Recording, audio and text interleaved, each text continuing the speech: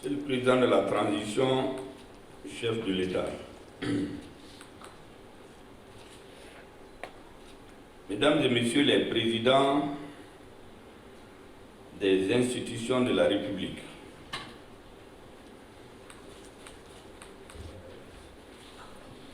honorable président du Conseil national de la transition, Monsieur le ministre du Travail, de la fonction publique et du dialogue social, Mesdames et Messieurs les membres du gouvernement, Monsieur le secrétaire général adjoint de la présidente de la République et tous les collaborateurs de Monsieur le président de la transition, Monsieur le gouverneur du district de Bamako, Monsieur le maire du district de Bamako, Madame le maire de la commune 3,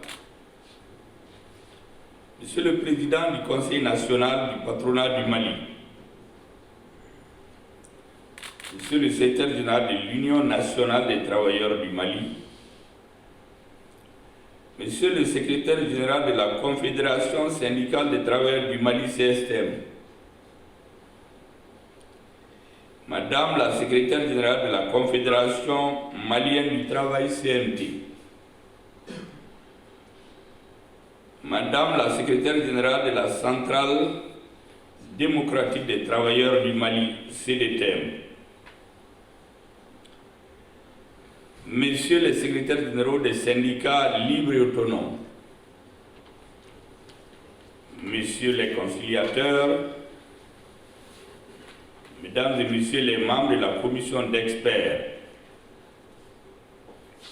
chargés de l'élaboration du projet de pacte, chers participants, honorables invités, Mesdames et Messieurs, l'événement qui nous réunit ce matin est d'importance capitale en ce qui concerne la signature du document de contrat social dénommé Pacte de stabilité sociale et de croissance. Ce contrat social tire sa source légitime d'une forte demande des Maliens qui a abouti à la conférence sociale après de longs débats au sein des Assises nationales de transition. Il est l'aboutissement de longs mois d'engagement et de négociations de la part du gouvernement, des employeurs et des travailleurs. Il découle de la volonté des partis, j'allais dire de notre volonté commune, à œuvrer ensemble pour assurer un climat social serein, condition indispensable à la création d'emplois de qualité en vue de la réalisation du travail décent. Mesdames et Messieurs les participants, avec l'autorisation du président de la transition, chef de l'État, et pour mieux cerner l'enjeu que représente cette cérémonie pour le gouvernement de transition, je voudrais faire quelques rappels pour mémoire. En effet, le dimanche 13 juin 2021, au premier conseil de cabinet du nouveau gouvernement de transition, nommé le 11 juin 2021, nous prenions l'engagement de s'attacher à obtenir une trêve globale, syndicale et sociale, afin de créer un climat d'apaisement, de sérénité et de confiance mutuelle. Nous nous rendions personnellement en qualité de Premier ministre au siège des différentes centrales syndicales une à une.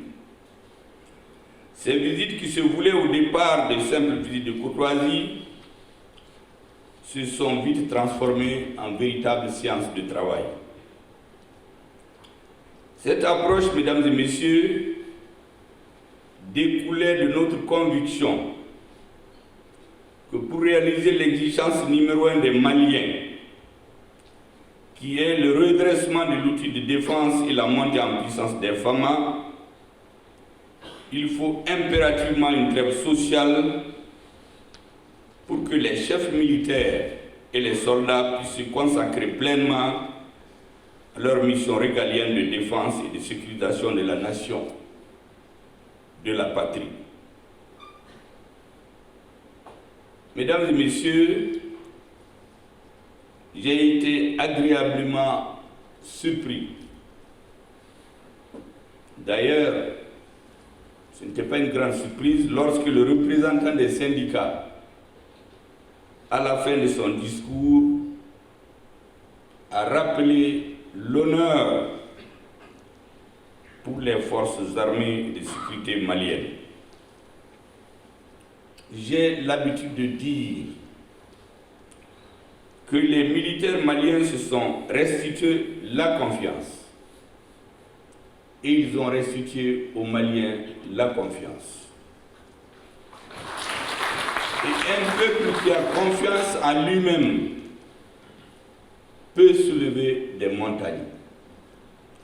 Nous venons aujourd'hui par la signature de ce pacte d'en donner l'illustration. Ce n'est qu'un début. Dans un pays agité par des crises sociales et politiques, le combattant qui n'a ni sa famille, ni ses parents, ni son quartier, ni sa ville, ni son village tranquille, ne peut se consacrer pleinement à la mission, à sa mission régalienne.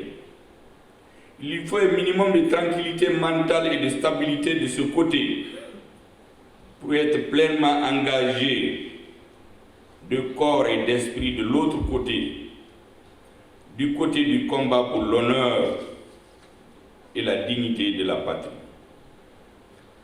C'est ainsi que dès le mercredi 16 juin 2021, au premier conseil des ministres, le président de la transition, chef de l'État, indiquait parmi les 5 missions prioritaires assignées au gouvernement qu'il doit prendre l'ensemble des mesures nécessaires pour assurer la 3e mission qui est la bonne gouvernance.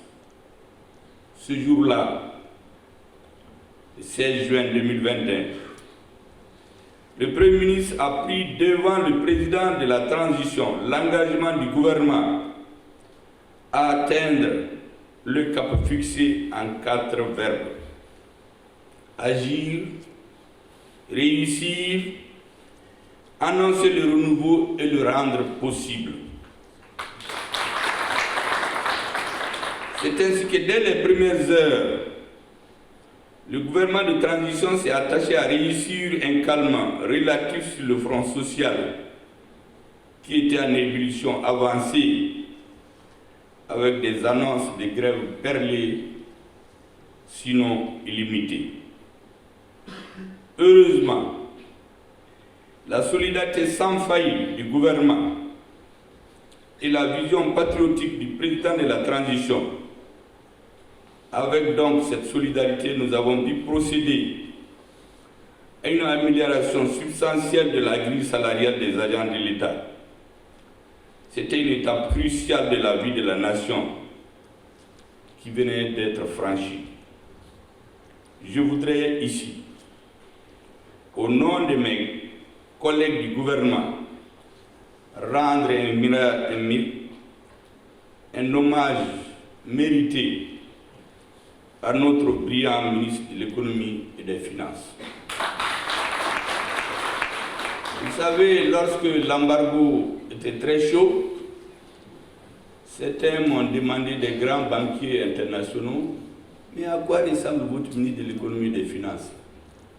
J'ai envie de le voir. J'ai dit, je vais vous organiser une prise de photo, mais j'ai dit au ministre des Finances, ne leur dites pas comment vous avez fait. L'essentiel, c'est que vous résolvez nos problèmes. Qu'ils gardent seulement la photo. Mesdames et messieurs, Cette mesure a fait le bonheur de tous les travailleurs. Elle reste inoubliable et gravée dans la mémoire des Maliens. C'est l'un des plus grands acquis et souvenirs inoubliables de la transition, surtout pour les petits salaires et les soldats qui sont sur le théâtre des opérations, sur le champ de bataille. Je voudrais à cette occasion aussi saluer, et ce n'est jamais de trop, les compagnons du président de la transition qui de façon anonyme ont prêté main forte à la réussite des actions du gouvernement de transition. Mesdames et messieurs, les enseignants disent souvent que la pédagogie est utile. Je m'en vais donc citer des sujets dont le président a déjà parlé, mais notre rôle en tant que gouvernement, c'est de donner de la résonance, défendre, si nécessaire, expliquer aux Maliens les initiatives et les propos heureux du président de la transition. Je voudrais donc rappeler, avec son autorisation, ici l'ouverture de la Comatex. La Comatex, c'est l'espoir de la ville de Sud. Je voudrais ici rappeler la reprise des activités de l'UMPP, l'Union malienne des produits pharmaceutiques. Il y a 30-40 ans, chaque chef d'État qui se présentait au Mali avait nécessairement dans son programme la visite de cette usine. C'était le fleuron de l'industrie malienne, un exemple presque unique en Afrique. C'était tombé en des études. Mais qu'est-ce qu'il fallait? Il fallait redresser.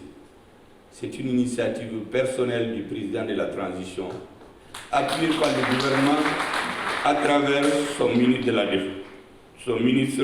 de l'économie et des finances.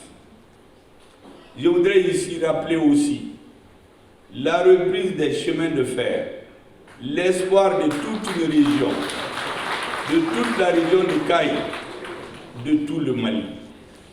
Vous savez, les rails, à un moment donné, il fallait 50 mètres l'espace de servitude. On s'est débrouillé à le ramener à 10 mètres. Tout le reste a été vendu. Vous savez, un jour, le ministre m'a dit qu'elle a trouvé quelqu'un qui a construit sur les rails. Imaginez les problèmes qu'il y a, auxquels elle a eu à faire face. Mais avec le soutien du président de la transition, tout le monde a vu le train redonner espoir aux populations de Caille et à l'ensemble des Maliens. Je ne parlerai même pas de la vente de l'aéroport sur laquelle, d'après le président, il a mis le pied. Sinon, c'était vendu. Et enfin, l'INA. Ce n'est pas un grand bâtiment, mais c'est très sensible pour les Maliens. Ça fait plus de 20 ans que ce débat, il va, il vient, on les met dans les tiroirs, on les ressort, on réchauffe, on recache. Eh bien, le président Assimi Goïta, avec le soutien du gouvernement, le ministre de l'économie et des finances, et comme je dis, ses compagnons anonymes qui ne parlent pas beaucoup, mais ils agissent bien derrière les rideaux, et le ministre de la Culture, l'INA est aujourd'hui une réalité. Les élèves auront une nouvelle école, le patrimoine architectural et culturel au Malien aussi n'est pas aliéné. Ça reste une propriété de l'État. C'est un problème vieux de plus de 30 ans qui vient d'être résolu. Mesdames et messieurs, c'est quelques rappels qui n'étaient pas dans le discours écrit, mais qui étaient nécessaires pour bien rappeler aux Maliens que tout n'est pas écrit, mais on peut le dire, le rappeler. Je voudrais également saluer le sens patriotique, le sens de l'histoire et de ses enjeux, dont les leaders syndicaux, les travailleurs ont fait preuve, ils ont fait montre dans leur accompagnement. Le secrétaire général de l'UMTM, en parlant au nom des syndicats, vient d'expliquer que souvent les syndicats situent leurs actions dans le contexte historique. Et je crois que les syndicats maliens ont compris que l'objectif de l'équipe qui dirige, c'est de restituer aux Maliens leur honneur, leur dignité, leur force, leur renommée d'antan, pour que demain, comme j'ai l'habitude de le dire, le peuple malien, ce malade qui était couché, que certains se permettaient de piétiner, se moquaient, que ce malade on le fasse, on le soigne, on le fasse assis, on le fasse debout, on le fasse marcher et qu'on le fasse courir dans la tête des pelotons des nations africaines. Je voudrais remercier les syndicats pour cette compréhension de l'acte historique et politique gigantesque auquel notre gouvernement est attaché sous la haute conduite du président de la transition. J'ai souvent dit aux Maliens que nous avons il y a quelques années le même pays, les mêmes militaires, les mêmes terroristes, sponsorisés d'ailleurs plus fortement actuellement, et pourtant nous sommes en train d'inverser la tendance. Les FAMA sont en train d'inverser la tendance, de redonner espoir et confiance aux Maliens. Qu'est-ce qui a changé? C'est le leadership. Sinon, rien d'autre n'a changé, sauf que les terroristes sont plus armés aujourd'hui et nous avons changé les choses. Messieurs les ministres, je voudrais, après cette petite excursion dans l'histoire récente et glorieuse de notre pays, que vous me permettez de revenir aux documents qui nous réunissent aujourd'hui. Mesdames et messieurs, il y a 10 mois en effet que s'est tenue ici même, dans cette même salle, la conférence sociale. Les assises nationales de la refondation avaient également recommandé l'adoption d'un pacte de stabilité et de croissance. Les assises, c'est la référence de tous les Maliens. C'est devenu le référentiel politique des grandes actions que le gouvernement mène aujourd'hui, parce qu'il est issu, c'est le résultat de la volonté populaire. Et les assises ont inscrit à l'axe stratégique numéro 1 de la refondation de l'État la réussite de la conférence sociale et la signature du pacte de stabilité. L'élaboration du pacte social était aussi l'une des recommandations phares, dont il y a 139 qui sont issus de la conférence sociale. Et la signature d'aujourd'hui faisait partie de ces recommandations. Monsieur le Président de la Transition, chef de l'État, honorables invités, depuis 2020, et encore plus en 2021, les sanctions illégales et illégitimes et inhumaines de la CEDEAO à l'encontre de notre pays en 2022, ainsi que les conséquences de la Covid ont perturbé le fonctionnement global de l'économie nationale et perturbé et contribué à accentuer les tensions sociales dans les entreprises et dans les services publics. À titre d'illustration, on a dénombré 400 préavis de grève de janvier 2019 à décembre 2022. Le climat social continue d'être perturbé.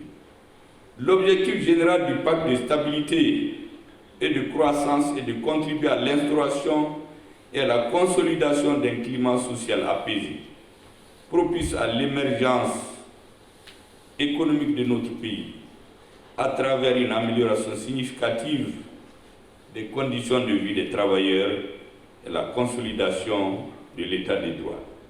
Pour renforcer le dispositif de prévention et de gestion des conflits, le gouvernement vient d'adopter, il y a une semaine seulement, le décret portant institution du Conseil national de dialogue social, un espace désormais qui permettra au gouvernement et aux syndicats de discuter aux besoins avec le patronat, aux besoins de laver le linge sale en famille, avant d'aller à l'arme extrême des syndicats, qui est la grève. Mais comme il est rappelé plus haut déjà en 2021, dès les premières heures, le gouvernement issu de la rectification de la transition a adopté une nouvelle grille de salaire des employés. J'en ai déjà parlé. C'est une page inoubliable dans l'histoire de notre pays. L'extinction des procès-verbaux de conciliation inscrite en bonne place dans le pacte. Ce pacte, dis-je, de très haute portée politique et sociale, vise à rassurer les partenaires sociaux quant à la volonté du gouvernement de tenir ses engagements antérieurs au pacte. Monsieur le Président de la Transition, comme je l'ai rappelé plus haut, la relance économique voulue par le gouvernement de transition sous votre haute direction ne peut être réalisée sans un climat social serein sur les lieux de travail. Cette volonté de l'État d'associer de manière forte et inclusive et approfondir les partenaires sociaux aux réformes engagées réside de la conviction du gouvernement qu'un consensus est nécessaire, indispensable entre les principaux acteurs du monde du travail pour résoudre durablement les questions économiques les plus importantes.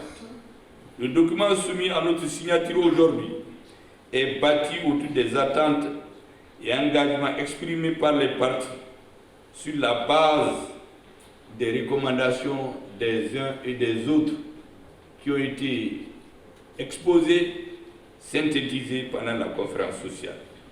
Il est également structuré autour des grands thèmes qui ont été débattus à la conférence sociale. Le ministre en a déjà parlé. Il s'agit du dialogue social, la liberté syndicale et la politique de l'immigration. Ensemble, mesdames et messieurs, faisons de ce pacte un outil de réalisation de notre rêve commun, celui de réaliser la justice sociale par la promotion du dialogue social, le respect de la liberté syndicale, les meilleures conditions de travail et de promotion du secteur privé. Le présent pacte est donc un outil qui répond aux aspirations de toutes les masses laborieuses de notre pays. Monsieur le Président de la Transition, à travers nos engagements et nos attentes réciproques connues dans le présent pacte, l'objectif ultime qui est celui de la justice sociale sera une réalité à l'aune de la mise en œuvre du plan d'action 2023-2027 qui est annexé. Il contribuera, j'en suis certain, à une meilleure protection du travail et des travailleurs. La signature de ce pacte n'est pas la fin du processus, mesdames et messieurs. Au contraire, c'est le début d'une dynamique dont le succès dépendra du renforcement de la confiance, condition essentielle du dialogue social. Il devait être approprié et vulgarisé par les acteurs sociaux et par le gouvernement pour une meilleure appropriation de son contenu. C'est le lieu, je répète encore, de saluer le leadership du président de la transition, car je le sais et je le vis tous les jours. Pour vous, la signature du présent pacte social s'insère parfaitement dans le processus de refondation. Le respect des engagements des partis fera le succès de la mise en œuvre du plan d'action. J'invite donc toutes les parties à jouer leur partition. Le gouvernement jouera pleinement le sien. Je vous en donne ici l'engagement. Mesdames et messieurs, je ne saurais terminer mon propos sans remercier l'équipe d'experts, ainsi que toutes les organisations syndicales d'employeurs, de travailleurs, toutes les personnes pour leur participation remarquable aux travaux et à la conclusion du pacte. Je voudrais également remercier le Bureau international du travail pour son appui constant à notre pays dans le processus de formulation de ce document précieux. Enfin, en vous souhaitant plein succès, avec bien entendu l'autorisation de notre chef qui est là, le président de la transition, sinon j'allais le déclarer de moi-même. Je déclare ouvert la cérémonie de la signature du pacte de stabilité sociale et de croissance et de son plan d'action 2023-2027. Je vous remercie.